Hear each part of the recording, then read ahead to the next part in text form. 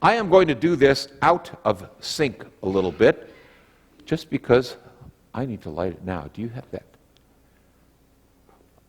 candle lighter thing? Oh yeah, they're in the back, of course. I need one of those candle lighter doohickeys. You know, I've never really known what the name of that thing is. I don't need you, I just need the doohickey, that's all. I'll bring that back to you, okay?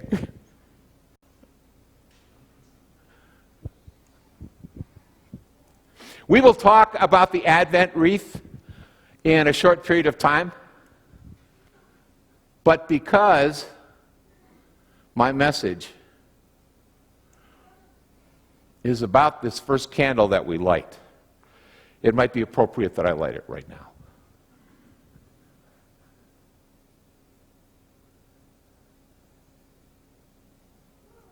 You'll hear in a short period of time about how the Advent wreath came to be. And actually, the Advent wreath is really a Scandinavian tradition.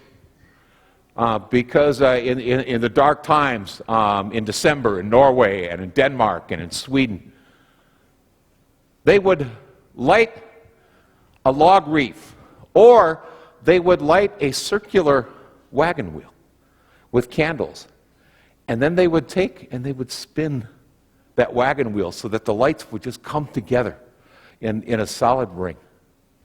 We have a lot of different ideas for the names of the 4 candles that we light during the season of Advent.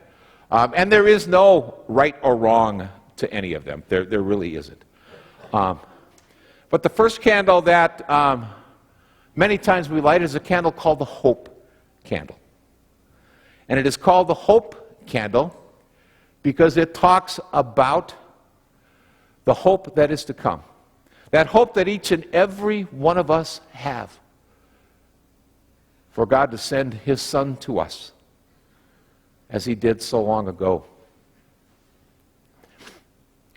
Psalm 119 is an interesting psalm. Like I said, number 1, there's 176 verses to it. And in fact, you go, how do you separate all the different sections? Well, actually, in most modern Bibles, it's separated by the Hebrew alphabet. There's Aleph, Bet, Gimel, and they go on down the line, and so each section is one of those. One of the interesting things about that psalm that I just read, that tiny little psalm about hope, is that since the 6th century, that psalm has been used almost exclusively at funerals. Think about that. Going back to the 6th century, it was a funeral psalm, and especially verse 114, because it talks about hope. We talk about hope. We talk about comfort. We talk about a promise each and every time a funeral takes place. It's why we use God's holy word to give us that promise, to give us that hope, to give us that comfort that we can literally wrap our arms around during the darkest times. We hope for so many things in our lives. We hope for good health. We hope for happy families. We hope that everything just works out right. Many times it doesn't. But that hope is something that has to always be in our hearts. It has to always be there front and center. For when it is, when it's there, when we don't forget it, it can save us. It truly can. I think back to those great words from Paul in Corinthians. Corinthians 13, a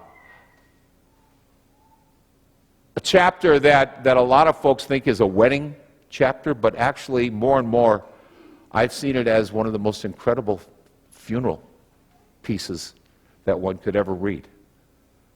Talking about how we see in a mirror dimly, but yet someday we'll see everything. Remember, Paul's last thing, and now these three things abide: faith, hope, and love. The greatest of these, he said, is love, but boy, hope's got to be a really close second. At this Advent time of the year, we hope. We hope for the coming of the Prince of Peace, born in such a humble fashion.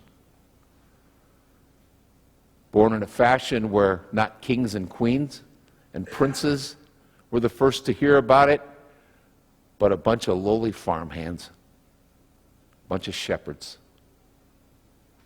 and one who grew to be our Savior. May God be with you during this season of Advent as we come ever closer to Christmas Eve. Amen.